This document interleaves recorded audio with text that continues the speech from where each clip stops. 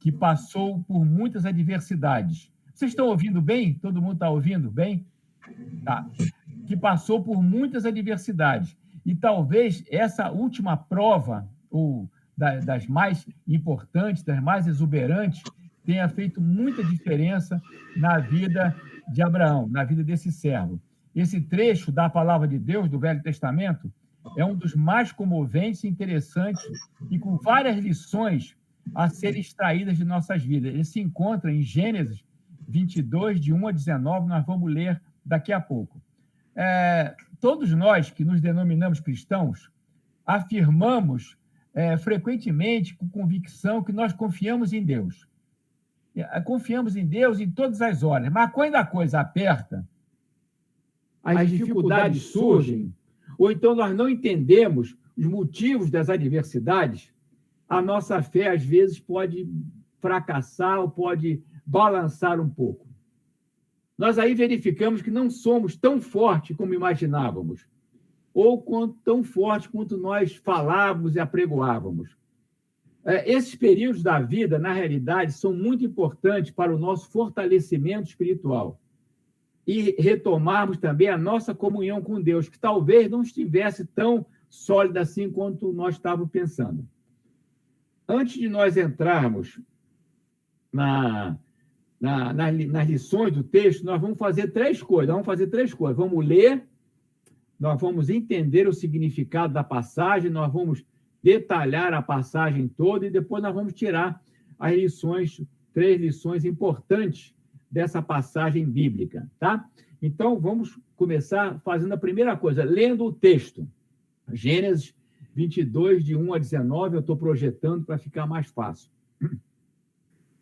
Sucedeu, depois destas coisas, que Deus provou a Abraão, dizendo-lhe, Abraão, e este respondeu, eis-me aqui. Prosseguiu Deus, toma agora teu filho, teu único filho a quem amas, sai à terra de Moriá, e oferece-o ali em holocausto, sobre um dos montes que te hei de mostrar. Levantou-se, pois, Abraão, de manhã cedo, albardou o seu jumento, e tomou consigo 2 de seus moços, e Isaque, seu filho. E, tendo cortado lenha para o holocausto, partiu para ir ao lugar que Deus lhe dissera. Ao terceiro dia, levantou Abraão os olhos e viu o lugar ao longe. E disse Abraão a Filipe, ficai-vos aqui com o jumento, e eu e o mancebo iremos até lá. Depois de adorarmos, voltaremos a vós. Tomou, pois, Abraão a lenha do holocausto e o pôs sobre Isaque, seu filho. Tomou também na mão o fogo e o cutelo e foram caminhando juntos. Então disse Isaque a Abraão, seu pai, meu pai, respondeu Abraão, eis-me aqui, meu filho. Perguntou-lhe Isaque, eis o fogo e a lenha. Mas onde está o cordeiro para o holocausto? Respondeu-lhe Abraão, Deus proverá para si o cordeiro para o holocausto, meu filho. E os dois iam caminhando juntos. Havendo ele chegado ao lugar que Deus dissera, edificou Abraão o altar e pôs a lenha em ordem, e amarrou a Isaque, seu filho, e o deitou sobre o altar em cima da lenha. E, estendendo a mão, pegou no cutelo para imolar a seu filho. Mas o anjo do Senhor lhe bradou desde o céu e disse, Abraão, Abraão. Ele respondeu, eis-me aqui. Então disse o anjo, não estendas a mão sobre o mancebo, e não lhes faças nada. Portanto, agora sei que temes a Deus, visto que não me negaste teu filho, o teu único filho. Nisso levantou Abraão os olhos e olhou, e eis atrás de si um carneiro embaraçado pelos chifres no mato. E foi Abraão, tomou o carneiro e o ofereceu em holocausto no lugar de seu filho.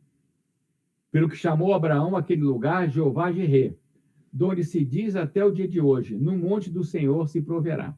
Então, o anjo do Senhor bradou a Abraão pela segunda vez desde o céu, e disse, por mim mesmo jurei, diz o Senhor, porquanto fizeste isso e não me negaste o teu filho, o teu único filho, que deveras te abençoarei, e grandemente multiplicarei a tua descendência como as estrelas do céu e como a areia que está na praia do mar, e a tua descendência possuirá a porta dos seus inimigos.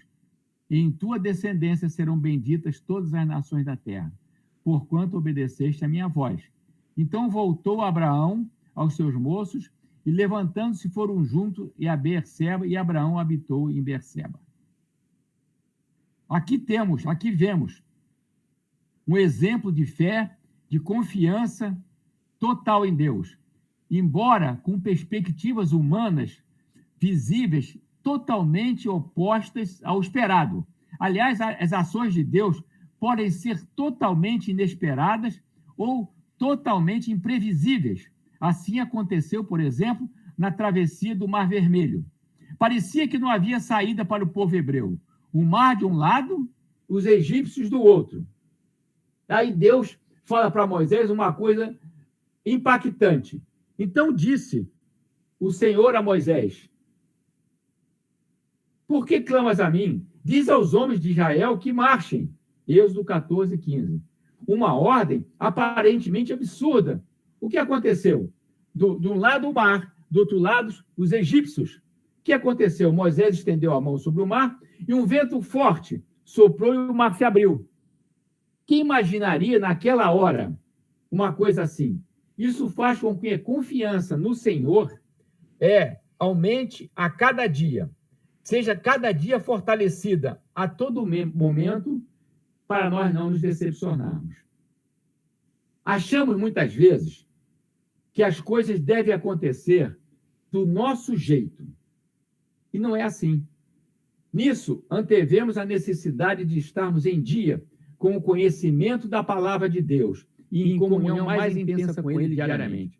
Essas duas condições, conhecimento da palavra de Deus, comunhão com o Senhor, essas duas condições significam intimidade com o Senhor. Vamos agora, daqui para frente, analisar com mais detalhe o texto para a gente poder entender e depois ver as lições. O texto começa assim: sucedeu depois destas coisas. Que coisas? Refere-se aos acontecimentos narrados nos capítulos anteriores. Entre elas, acontecimento em que Abraão apresenta sua esposa como irmã para não ser morto. Na realidade, Sara, que era sua esposa, era meio-irmão de Abraão. Gênesis 20, 18. Depois, Abraão também ergue um santuário e faz um pacto com Abimeleque em Berseba, que significa os dois juraram. E muitos outros acontecimentos. Então, depois dessas coisas, sucedeu depois destas coisas. Que coisas? Refere-se a esses acontecimentos todos. O texto continua dizendo que Deus provou a Abraão. Em algumas versões, pode ser encontrada a tradução tentou, mas a melhor tradução é provou, ou pôs à prova, que significa testar. O apóstolo Tiago chega a dizer que nós devemos até nos alegrar quando passarmos por provações. Tiago 1, 2 a 4. É até difícil a gente aceitar isso e entender isso, que nós estamos nos alegrando nos momentos de dificuldade, nos momentos de provação. Pode parecer complicado, mas eu tenho a impressão de que Deus nos prova com a intenção de trazer à tona o que há de melhor em nós e nos fortalecer. Nesse exemplo, Deus estava testando a suprema lealdade espiritual de Abraão, tocando a vida física de Isaac, a quem ele amava. Muitas vezes, quando Deus quer nos provar, ele toca justamente naquilo que nós mais amamos, naquilo que nós mais gostamos, naquilo que nós mais prezamos. Quando Abraão foi chamado pelo nome, ele respondeu com prontidão: eis-me aqui. Gênesis 22, 1. Em seguida, Deus dá uma ordem inimaginável. Quem poderia imaginar uma coisa dessa? Deus pede o sacrifício de seu filho Isaque em holocausto. Holocausto significa um sacrifício em que a vítima era queimada inteiramente, geralmente um animal, como era comum entre os hebreus. Segundo Champlin, a palavra holocausto também significa alguma coisa com cheiro suave a Deus.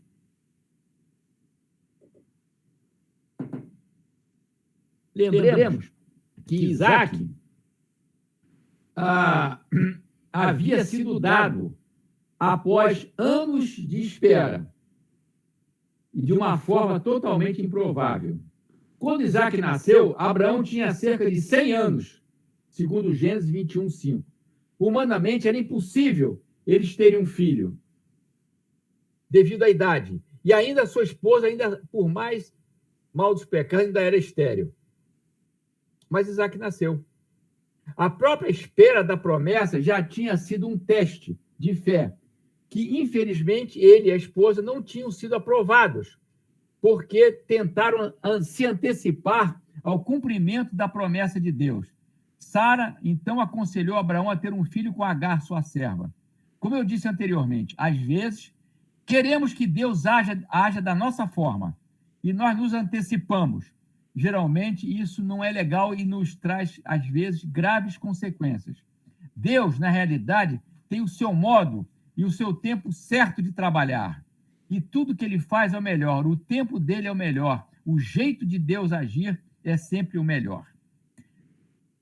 E devemos estar atentos, porque o modo dele e o tempo dele é sempre melhor. No momento em que nós estamos passando a aprovação, nós não achamos nada bom nisso, nós não achamos legal. Mas na hora certa nós podemos ver a mão carinhosa de Deus a nosso favor. E agora eu me lembro de Davi, que declarou, num momento muito difícil da sua vida, e deu um conselho: entrega o teu caminho ao Senhor, confia nele, e ele tudo mais o fará. Deus é quem vai agir, nós não. Nós fazemos a nossa parte, ou já fizemos a nossa parte quando estamos nos momentos de dificuldade. Continuando o texto, Deus fala para Abraão e diz assim: toma agora teu filho, teu único filho Isaque, a quem amas. Vai à terra de Moriá e oferece-o ali em holocausto sobre um dos montes que te hei de mostrar. Se pensarmos bem, havia algumas coisas que fogem ao raciocínio intelectual. Pensa bem. O sacrifício humano não era prática entre os hebreus. Aliás, foi até proibido mais tarde. Deus estava ordenando que se tirasse algo que Abraão amava, sendo que isso foi prometido por Deus. Parecia que Deus estava acabando com tudo pelo que Abraão e Sara haviam vivido.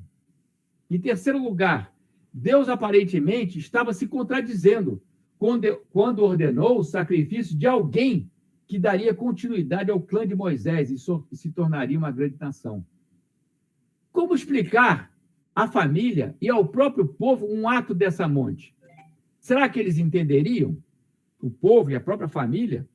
Não há registro de que Abraão tenha contado a Sara a ordem de Deus. Essa ordem viria de encontro à natureza moral de Deus e do próprio Abraão. Então, vocês veem que essa ordem de Deus foi... Acredito que Abraão tenha se surpreendido com essa ordem, porque Deus havia dado para ele o presente, o filho. Ele esperou tantos anos, cerca de 25 anos, e agora, quando o filho já estava com uma certa idade, Deus pede para sacrificá-lo, matá-lo, imolá-lo. Parecia uma coisa inconcebível. Provavelmente Abraão ficou muito confuso com esse pensamento. Mas o que vemos, apesar de tudo, é um homem obediente e resoluto em cumprir uma determinação que vinha do alto. No dia seguinte, ele se preparou para a viagem, selou o seu jumento, levou consigo 2 jovens além de Isaque, cortou a lenha e iniciou sua jornada. Não há registro de diálogo, de indagação dos moços e do próprio filho durante essa viagem. Provavelmente, com certeza, a tristeza de Abraão poderia se refletir até no seu silêncio. Continuando ainda estudando o texto, analisando o texto, diz o seguinte lá no versículo 4. Ao terceiro dia, levantou Abraão os olhos e viu o lugar ao longe. É interessante que em vários lugares da Bíblia, em vários textos da Bíblia, encontramos essa explicação. Levantou os olhos. Eu fico impressionado, às vezes, com esses termos bíblicos. Essa expressão pode denotar várias situações diferentes. Nessa situação agora, ao terceiro dia, levantou Abraão os olhos e viu o lugar de longe. Abraão viu o lugar que ele deveria sacrificar o filho. Viajaram 65 quilômetros em 3 dias. Uma viagem cansativa, cheia de expectativas, nada agradáveis. Será que Abraão conseguiu pregar os olhos com toda essa expectativa? Como deve ter sido duro essa visão quando ele chegou lá e enxergou o Monte Moriá. Os momentos preciosos juntos a seu filho estavam para terminar. Acredito que Abraão não estava desejando que se chegasse logo ao local, mas a viagem foi relativamente rápida para a época. O que estariam pensando pai e filho?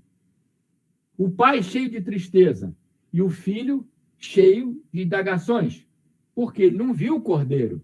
Viu o pai preparar tudo e não viu o cordeiro. O salmista declara, no Salmo 121, um negócio também interessante. Diz o seguinte: eleva os meus olhos para o monte, de onde me virá o socorro? Lembre-se, ao terceiro dia, Abraão levantou os olhos. Aqui o salmista está falando: elevo meus olhos para o monte, de onde me virá o socorro? Claro que quando o salmo foi escrito, Abraão não conhecia o salmo, foi muito depois. Mas é a palavra de Deus que é sempre atual. No momento, Abraão levantou os olhos e viu o lugar ao longe. Ele certamente não estava alegre com aquele momento. Tá? Mas no versículo 13,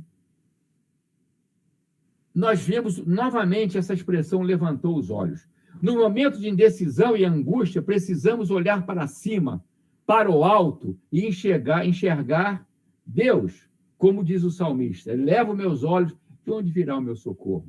Abraão levantou os olhos do versículo 13, novamente, mas agora não foi mais um momento de desespero, súplica ou agonia, mas foi um momento de alegria e paz, quando ele enxergou o cordeiro para o sacrifício, e não seria mais necessário o Isaque. O problema havia sido resolvido.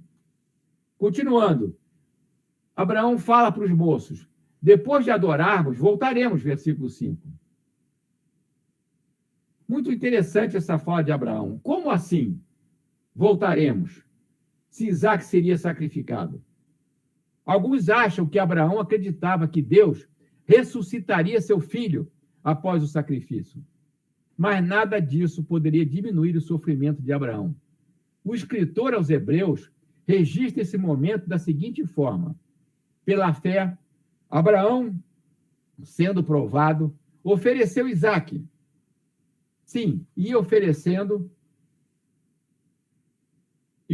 o seu unigênito, aquele que recebera as promessas e a quem se havia dito: em Isaque será chamado a tua descendência. Julgando, aqui é o escritor aos Hebreus que está interpretando, julgando que Deus era poderoso para até dos mortos o ressuscitar. Hebreus 11, 17 a 19. Então, havia, provavelmente, alguns estudiosos dizem que Abraão imaginava que Deus, depois do sacrifício, poderia, eventualmente, ressuscitar o seu filho. Penso que Abraão nutria algum sentimento de esperança de que algo aconteceria para acalmar o seu coração. Em seguida, Abraão pegou a lenha do holocausto e colocou sobre seu filho. Pegou também o fogo e o cutelo e foram caminhando juntos. Só pai e filho. Que momentos de angústia o coração de Abraão. Piorou ainda mais. Imagine, quando ele, contrito, pensando naquele momento da imolação do seu filho, ele ouviu a pergunta de Isaque: onde está o cordeiro para o holocausto? Que coisa difícil deve ter sido para Abraão. Nós aprendemos nos 7 primeiros capítulos do livro de Levíticos, onde estão todas as informações sobre o sacrifício na legislação mosaica, inclusive os animais que poderiam ser sacrificados legitimamente. Isaque, certamente, conhecia todos esses rituais e os animais para o sacrifício. Certamente ele viu todos os instrumentos necessários, menos o animal. O que estaria passando na mente desse jovem? Quando ele viu todos os instrumentos, viu a lenha, viu o fogo, viu o cutelo, viu o pai, e não estava vendo o cordeiro. Na minha pesquisa para essa aula, eu encontrei várias conjecturas sobre a idade de Isaque. Alguns disseram que ele teria 5 anos, outros várias idades, até 32 anos. O escritor judeu Flávio Joséfo, analisando esse texto, declara que Isaac tinha 25 anos de idade. Também não sei qual a fonte de Flávio Joséfo. Provavelmente, Isaac estaria na adolescência ou pós-adolescência, um pouco mais. Porque ele não seria tão pequenininho a ponto de aguentar toda a lenha nas suas costas. Todos estes rituais religiosos apontavam para séculos depois o sacrifício supremo, totalmente eficaz, um sacrifício completo, um sacrifício que não se repetiria mais, que seria o sacrifício de Jesus na cruz do Calvário. Aí fala que no terceiro dia, Isaac transportava a lenha como Jesus carregou a cruz. Foi amarrado sobre o madeiro, como também Jesus foi amarrado ao madeiro. Levantou-se da morte, parecido com Jesus. Então, todo esse acontecimento já começava a apontar para um outro tipo de sacrifício no futuro que seria perfeito. O texto continua. A resposta de Abraão à pergunta de Isaac. Deus proverá para si o cordeiro para o holocausto, versículo 5. Deus é o provedor. Parece que Abraão sabia no seu subconsciente que Deus pouparia o seu filho, de alguma maneira. Em quem ele poderia confiar nessa hora? Ele amava o seu filho, mas amava a Deus sobre todas as coisas e desejava ser fiel à ordem divina. Era uma luta íntima, intensa, pesada e enorme. E ele não tinha ninguém para compartilhar a sua dor e angústia. A esposa havia ficado em casa. Os seus ajudantes ficaram embaixo do monte. Estava sozinho nesse momento difícil. É bom quando nós podemos compartilhar as nossas aflições com outras pessoas, especialmente da nossa família. Mas há alguns conflitos que nós precisamos enfrentar sozinhos. Quando eu digo sozinhos, é humanamente sozinhos, porque nós precisamos estar na presença maravilhosa de Deus. É a hora da dependência total do Senhor. É nessa hora que podemos aprender mais sobre o nosso Pai Celestial e a sua provisão. Mas o texto continua dizendo que os dois iam caminhando juntos. Interessante como estavam unidos, cada um com as suas angústias e cada um com as suas interrogações. O jovem pensava sobre o cordeiro. Onde está esse cordeiro? Quem vai ser sacrificado? Enquanto o pai sofria com a agonia dos momentos em que teria que cumprir com a vontade de Deus. Muitos séculos mais tarde, o apóstolo Paulo escreveria que a vontade de Deus é boa, agradável e perfeita. Romanos 12, 2. Lembramos-nos que Deus não muda. Esta verdade é válida nos nossos dias atuais, mas também era válida nos tempos de Abraão. Então, Abraão, com toda aquela dificuldade, com todo aquele conflito, provavelmente ele foi acalentado por Deus, porque como nós agora aprendemos que a vontade dele é boa, agradável e perfeita. O texto continua dizendo que ele pôs a lenha em ordem, amarrou a Isaque, seu filho, e o deitou sobre o altar, em cima da lenha. Podemos perceber alguns detalhes interessantes. A fé inabalável de Abraão e a submissão de Isaque. Ele poderia ter se rebelado contra o fato de ser sacrificado. Ele era jovem e poderia simplesmente não ter sido contido para o provável holocausto, se assim o quisesse. Mas o que nós podemos inferir da palavra é que os dois estavam em comum acordo. Isaque estava aceitando esse sacrifício. Ele estava aceitando ser imolado também. O texto diz que eles andavam juntos. Eu quero acrescentar aqui, juntos estavam Abraão, Isaque e Deus. Embora os judeus não praticassem sacrifício humano, e os povos vizinhos eram adeptos a esse tipo de oferenda, Isaque sabia disso, sabia também como era realizado. Certamente, Isaque se submeteu sem resistência, deixou-se ser amarrado, com sentimento próprio, como Jesus também fez. Mais tarde, o sacrifício humano foi proibido entre os hebreus pela legislação mosaica, Levítico 18, 21. E depois foi até punido com morte, em Levíticos 20, de 1 a 2. O texto continua.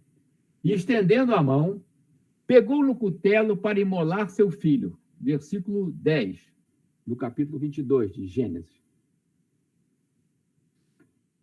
Abraão demonstrou nitidamente que a sua intenção era cumprir totalmente a ordem divina. Mas um anjo do Senhor lhe bradou em alta voz e impediu que este ato se consumasse. E Deus declarou que sabia que Abraão era mesmo temente a Deus, uma vez que não negou seu filho. Embora Abraão não tenha negado seu filho para ser sacrificado a Deus, muitas vezes nós mesmos negamos a Deus algumas coisas que ele nos pede e que são muito mais simples do que o sacrifício de um filho. O texto continua e Deus falando, agora sei. Achei estranho isso. Como assim? Como assim? Deus é onisciente. Ele sabe de tudo. Isto é forma de falar como se estivéssemos lidando com humanos. Deus sabe de tudo. Não há para passado, presente e futuro. Deus não fica sabendo das coisas em determinado momento. Ele sabe sempre. Esta forma de se expressar em relação a Deus chama-se antropomorfismo, significa uma forma humana para melhor compreensão. Abraão não negou a coisa terrena mais importante para ele.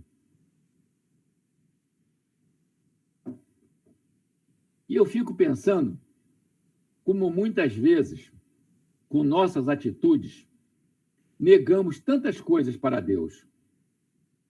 Mesmo quando nós experimentamos as grandes bênçãos ao nosso redor. Temos negado... Deixa eu tirar uma coisinha que entrou no meu computador aqui. Temos negado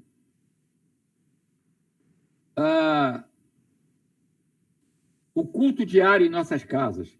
Temos negligenciado em falar da salvação de Jesus ou testemunharmos para pessoas carentes de Deus sobre o que ele fez nas nossas vidas.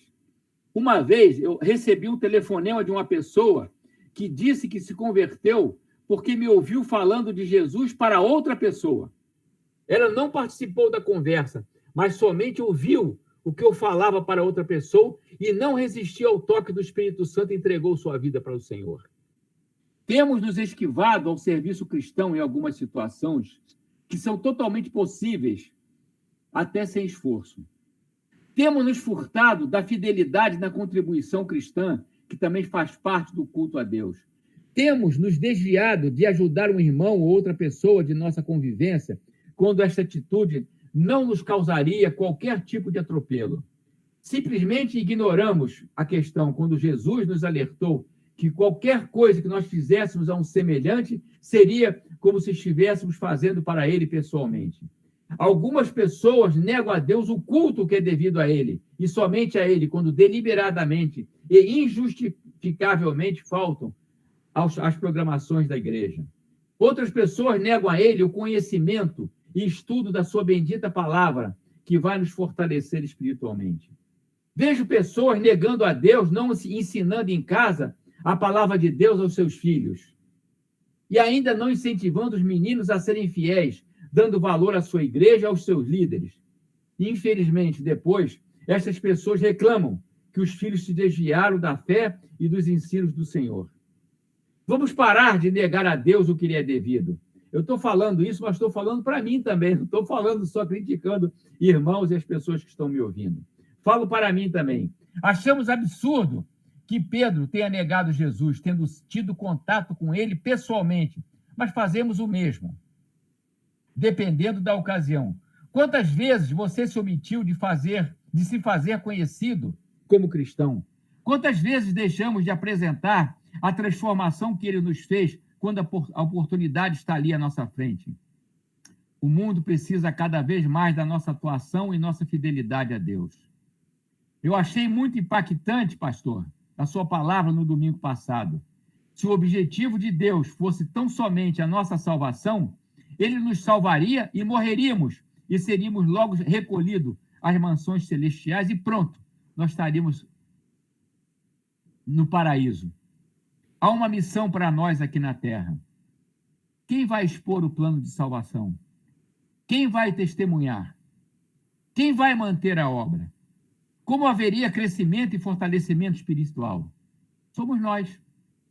Nós somos salvos para uma obra. E nós temos muitas vezes negado isso ao Senhor. Façamos com Abraão. Não vamos negar nem as coisas que são caras para nós e importantes para nós. Mas Deus depois confirmou suas promessas feitas a Abraão. Desceram do monte e encontraram os moços e voltaram para casa. Os estudiosos afirmam que esta passagem, como eu falei, é uma antevisão do sacrifício de Jesus na cruz. O texto continua. Porquanto obedeceste a minha voz, versículo 18. Deus nos ama incondicionalmente. Mas, geralmente, as bênçãos de Deus são condicionais. O amor dele é incondicional, mas as bênçãos são condicionais. E dependem, em grande parte, da nossa fidelidade e obediência. Algumas vezes, vemos pessoas que querem as bênçãos de Deus, mas não querem ter compromissos com ele. Procuram se aproximar pelo que sabem que Deus pode fazer por ele, mas não se aproximam de Deus pelo que Deus é. O ser humano parece ser avesso à obediência, mas no relacionamento com Deus, esse requisito é essencial para a nossa comunhão com ele. Algumas vezes, queremos somente a contraparte de Deus e não fazemos a nossa parte. Bom, nós lemos a palavra, fizemos um resumo do texto, agora vamos tirar aí 3 lições importantes desse texto. A primeira lição é essa aqui. Todos nós passaremos por adversidades. Não há como escaparmos dessa realidade na vida de todos. Crentes ou não. Uns sofrem mais do que outros e não podemos saber por quê. Todos nós tentamos chegar e indagar a Deus por quê. Uns sofrem tanto, outros sofrem menos. Isso não é de hoje, isso é desde a antiguidade. Mesmo que estejamos cumprindo a vontade de Deus e sendo fiéis aos seus desígnios, passaremos algum tipo de aflição. Isso faz parte do ser humano. Entendo que Deus usa estes acontecimentos para os seus propósitos. Compreendo que Deus age em todas as ocasiões para o nosso bem, como diz o apóstolo Paulo lá em Romanos 8, 28. Podemos nos tranquilizar que aquele momento de dificuldade é passageiro e efêmero, em comparação ao que está sendo preparado para nós.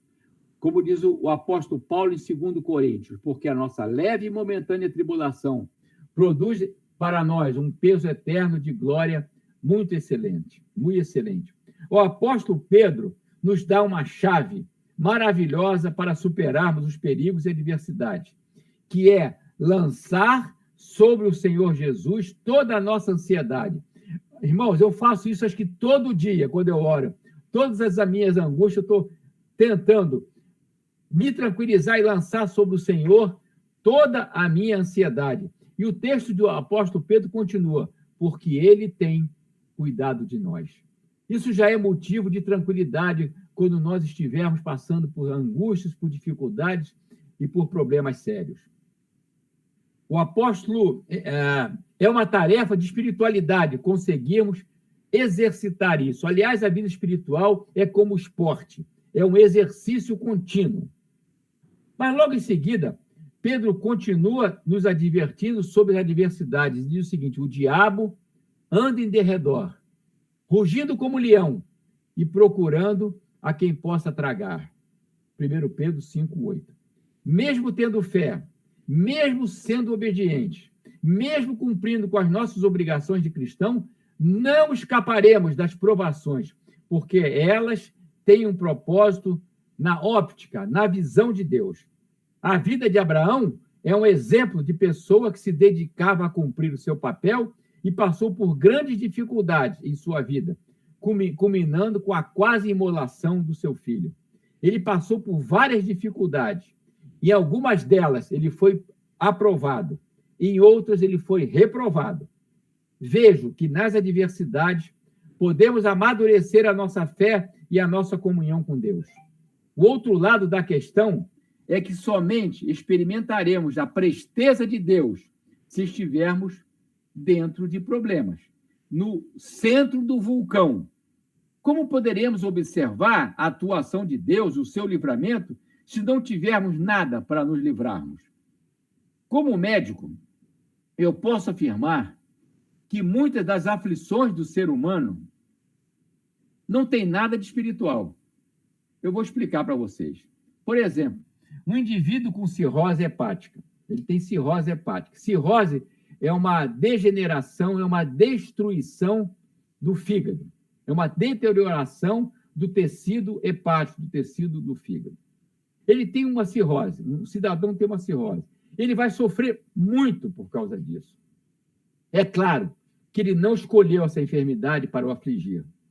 Ele pode, por exemplo, sofrer dessa cirrose por causa de uma infecção anterior, que ele nem tenha sequer percebido, que foi agredindo o fígado sorrateiramente, sem que ele percebesse. E ele vai sofrer com isso. Ele não tem culpa nenhuma, ele não tem nenhuma... não poderia ter feito nada por isso. Mas ele não procurou essa coisa, não procurou essa enfermidade. Uma outra situação é a cirrose decorrente do uso exclusivo do álcool. Ou seja, nesse caso, a pessoa procurou a enfermidade e, consequentemente, o seu próprio sofrimento, mesmo tendo sido avisado. Coisas semelhantes acontecem com o tabagismo, com a vida desregrada e assim por diante. O que eu quero dizer é que, em algumas situações, o nosso sofrimento tem causas que poderiam ser evitadas e negligenciamos com a prevenção. Na vida espiritual também não é diferente. Algumas vezes sofremos porque deixamos o inimigo agir em nossa vida. O apóstolo Pedro disse que o diabo estava ao redor da gente, ao nosso derredor, rugindo como leão para nos tragar. Nós não podemos dar margem para sermos tragados por ele. Nós não podemos dar oportunidade na nossa vida a ele. Não vamos culpar o diabo de tudo e muito menos Deus das nossas mazelas. Mas vamos aproveitar essa oportunidade, a nossa oportunidade de estarmos passando por situações difíceis e nos esforçarmos para que entendamos isso e aproveitamos a benignidade de Deus e tenhamos crescimento para a glória do Senhor. Em segundo lugar, nós venceremos as provações pela obediência. Então, a primeira, todos nós teremos problemas, teremos dificuldade. Em segundo, venceremos as provações pela obediência incondicional. Vemos pela narrativa bíblica que decorreram poucos dias desde a ordem de Deus e o livramento, mas foram dias terríveis. Aquela viagem foi horrorosa, certamente, para Abraão, talvez para Isaac também. Provavelmente, Abraão não conseguiu ter um diálogo com a esposa e com seus empregados. Ele, no dia seguinte, levantou-se cedo e se preparou para essa temível viagem. Era uma ordem expressa e não havia dúvida sobre ela. Por mais incompreensível que era, Abraão não discutiu ou tentou argumentar. Interessante pensar que Abraão era humano e tinha as mesmas inclinações que nós. Ele teve medo e insegurança, mas o importante é que ele não titubeou em obedecer. Mesmo assim, deu uma resposta rápida à pergunta de seu filho. Onde está o cordeiro para o holocausto? Ele prontamente respondeu: Deus proverá. Abraão obedeceu à ordem de Deus. A lição que fica agora é que quando obedecemos à ordem de Deus, o melhor virá para nós. O inverso é também verdadeiro.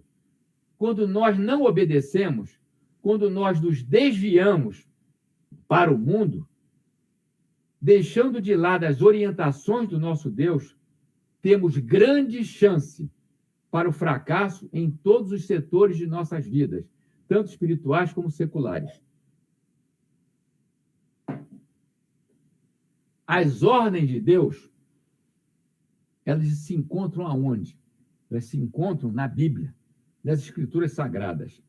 Uma vez, fazendo um estudo sobre esse assunto das ordens de Deus, que existe na Bíblia, eu percebi e eu encontrei estudiosos que declararam que havia cerca de 400 a 600 ordens explícitas de Deus. Quando eu falo ordens explícitas, são ordens que não há dúvidas, que não tem como argumentar, ordens explícitas de Deus. É muita coisa, hein, irmãos? Precisamos conhecer a Bíblia para conhecer essas ordens. Precisamos observá-las, essas ordens, para o nosso bem.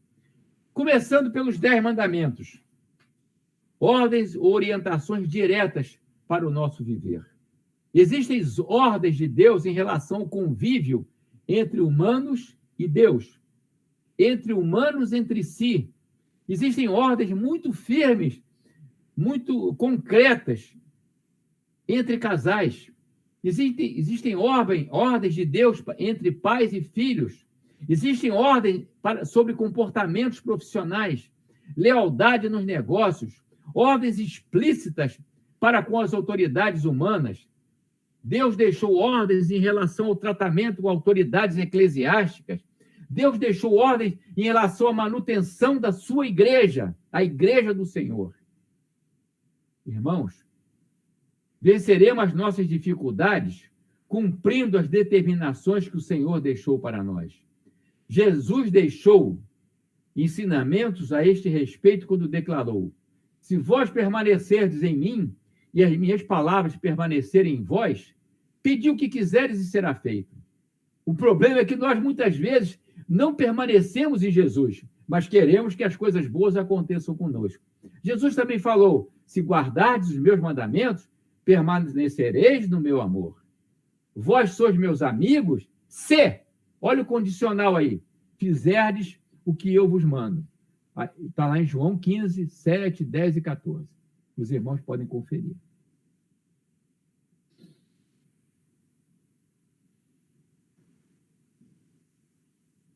São os mesmos textos que eu acabei de enumerar.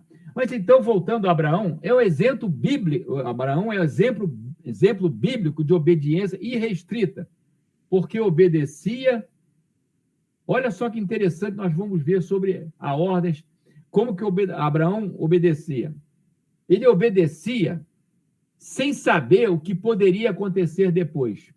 Ele simplesmente obedecia. Apenas entendia que esta era a sua obrigação. Observando o que nos ensina a carta aos Hebreus, nós podemos entender melhor a visão que Abraão tinha em relação à obediência. Então, revendo alguns aspectos da vida de Abraão na carta aos Hebreus, nós vamos verificar algumas coisas que eu achei muito interessantes. Veja só, pela fé, Abraão, sendo chamado, obedeceu, indo para o lugar que havia de receber por herança, e saiu, sem saber para onde ia. Abraão recebeu a ordem de sair. Ele não questionou a Deus para onde ele ia. Vai! Ele saiu sem saber para onde ia. Algum de nós teria essa disposição de sair com toda a sua família, sem saber para onde ir, apenas para obedecer uma ordem divina?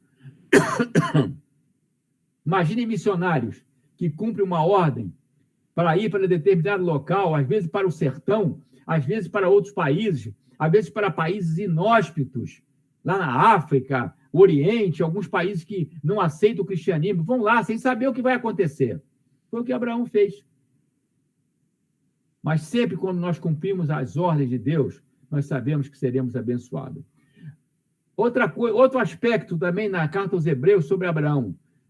Não sabia quando a promessa haveria de ser cumprida, mas peregrinou na terra da promessa, porque ficava esperando a cidade que tem os fundamentos, da qual o arquiteto edificador é Deus. Ele não sabia quando ele ia chegar no local que ele deveria chegar.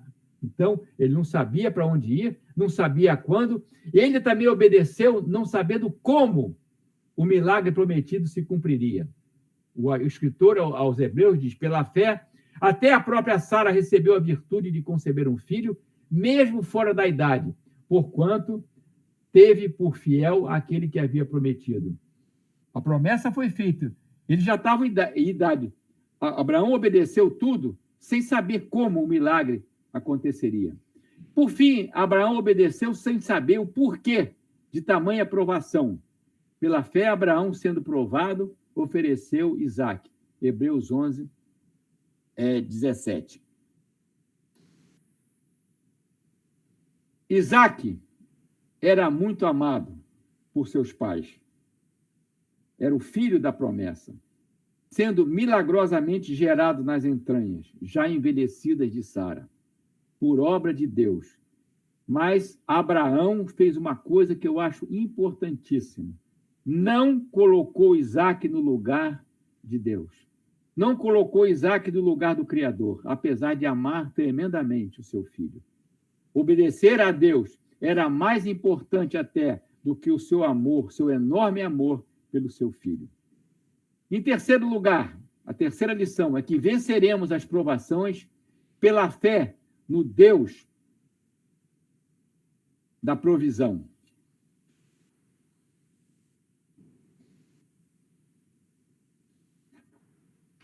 Pela fé, aprendemos a crer no impossível e no improvável. Abraão, antes de subir no monte, se despediu dos seus empregados, afirmando que iriam adorar e que logo estariam de volta. A resposta de Abraão ao filho, quando dá pergunta sobre o cordeiro, foi uma prova de confiança de que tudo seria solucionado a contento e que, se fosse necessário, Deus ressuscitaria Isaque. Hebreus 11, 18. No momento em que Abraão ia sacrificar o rapaz, um anjo o impediu.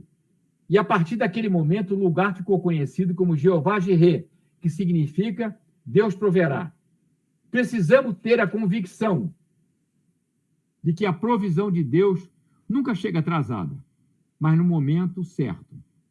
Às vezes, Deus permite que passemos por provações e dificuldades, sem termos a ideia de que Ele já está trabalhando nestas coisas para nos proteger. Na semana passada, o irmão Fernando trouxe aspectos da vida de José que até nos mostra isso. Como que José, estando aprisionado durante anos ali, tinha a convicção de que Deus estaria trabalhando na vida dele, para o seu bem. E nós sabemos que Deus trabalhou. Mesmo estando em silêncio ali na vida de José. Foi a aula da semana passada. E agora nós podemos também experimentar, verificarmos como Deus age nos momentos de dificuldade. A história conta que o ex-presidente dos Estados Unidos, Theodore Delano Roosevelt, ele reclamava sempre da sua visão precária e que era obrigado a usar um incômodo óculos e que era guardado no seu bolso do paletó por um estojo de aço. Pois bem, no dia 14 de outubro de 1912, um homem chamado John Flaman Schrank, que era um cabeleireiro revoltado com a atuação de Roosevelt, atirou de forma certeira no presidente a queima-roupa em direção ao coração, sendo logo depois contido pelos seguranças. O tiro foi direto no peito do presidente e um pouco de sangue logo começou a escorrer. Roosevelt não morreu e também não aceitou ser levado ao hospital e também não deixou que o homem fosse linchado por populares. Insistiu em fazer o seu discurso, mesmo com a mancha de sangue na sua camisa. Foi depois levado ao hospital e, admirados, os médicos constataram que ele foi salvo pelo estojo de aço que estava em seu bolso e pelas 100 páginas do seu discurso guardado em seu paletó. Vemos aí a providência de Deus salvando a vida do presidente, usando justamente a sua enfermidade ocular, da qual ele tanto reclamava. Se ele não tivesse essa enfermidade, provavelmente ele estaria morto. Consta, a história diz que a bala ficou alojada nos seus músculos torácicos, não foi retirada. Ele a levou no peito até a morte. Quero agora concluir aquilo que nós vimos com 4 coisas. Primeiro, todos nós teremos momentos de dificuldade, de tristezas, incertezas nas nossas vidas. Todos nós. O importante é lembrarmos que Deus está trabalhando nisso para o nosso bem. Mesmo cristãos fiéis, cristãos cumpridores de suas obrigações, padecerão angústias, problemas, decepções, mas o importante é lembrarmos que Deus trabalha em todas essas coisas para o nosso bem. O apóstolo Paulo, escrevendo aos Romanos, capítulo 8, versículo 28, eu já citei aqui, diz que, na tradução bem original mesmo, que Deus trabalha em todas as coisas para o nosso bem, para o bem daqueles que o amam, daqueles que são chamados pelo seu decreto. Então, mesmo nas dificuldades que cada um de nós terá, ou temos, ou teremos, nós precisamos ter a convicção que o Senhor está trabalhando nessas coisas. E, em segundo lugar, poderemos superar os problemas sendo obedientes à sua palavra, não hesitando em obedecê-las, e elas estão escritas na Bíblia. Precisamos, então, conhecer a Bíblia para sabermos exatamente o que Deus quer de nós. A fé é indispensável para vermos as maravilhas que Deus pode e faz em nossas vidas, se nos entregarmos a Ele totalmente. Fé no Senhor nos capacita a vencermos as provações. E, finalmente, não esqueçamos que este fato no livro de Gênesis aponta para o sacrifício substitutivo de Jesus em nosso lugar, assim como Isaac foi substituído pelo Cordeiro. É isso, meus irmãos, que eu gostaria de trazer para os irmãos para a nossa meditação dessa noite. E agora eu fico aberto para questionamentos e perguntas.